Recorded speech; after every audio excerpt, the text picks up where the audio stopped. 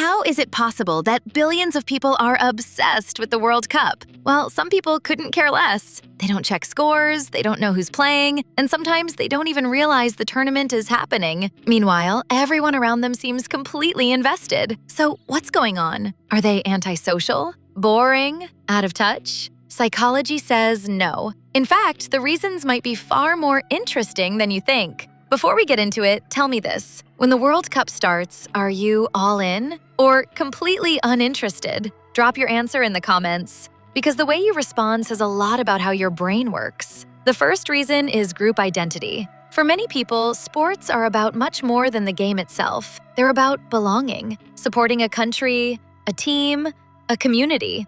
Humans naturally love being part of groups, and major sporting events amplify that feeling. That's why a single goal can make millions of strangers celebrate at the exact same moment. But not everyone forms strong emotional connections with these groups. If that sense of identity isn't there, the excitement isn't there either.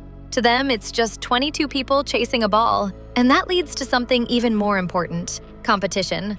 Some people thrive on it, others don't. While some viewers become emotionally invested in winners and losers, others simply aren't wired to care about the outcome. They prefer cooperation over competition. They enjoy the experience more than the scoreboard. Without emotional stakes, the tension disappears. And without tension, the World Cup feels like any other event. But here's the real question. If they're not paying attention to sports, what are they paying attention to? The answer is simple. Their interests lie somewhere else. Your brain constantly filters information based on what it finds rewarding. For some people, that's sports. For others, it's psychology, technology, business, music, art, gaming, building a career, learning new skills. Attention is limited. Nobody can care deeply about everything. So people naturally invest their time where their curiosity already exists. And that's why two people can watch the exact same event and have completely different reactions. But there's another factor most people never think about: social momentum.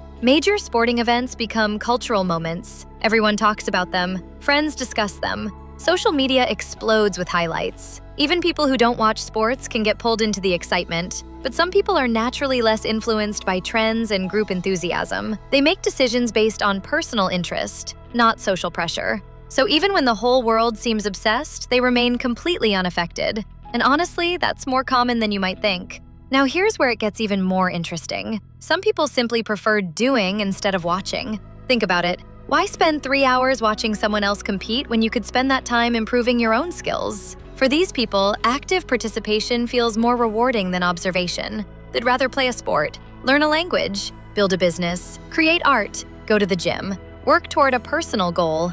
Watching feels passive.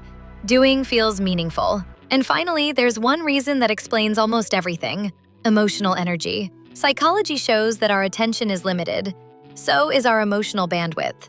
The more focused someone is on their own goals, relationships, responsibilities, or challenges, the less energy they have left for distant events. While one person is emotionally invested in tournament results, another person is thinking about exams, work deadlines, family, money, personal ambitions. It's not that they don't care, it's that their mind is occupied by something else. And that's completely normal. Not caring about the World Cup doesn't mean someone dislikes sports.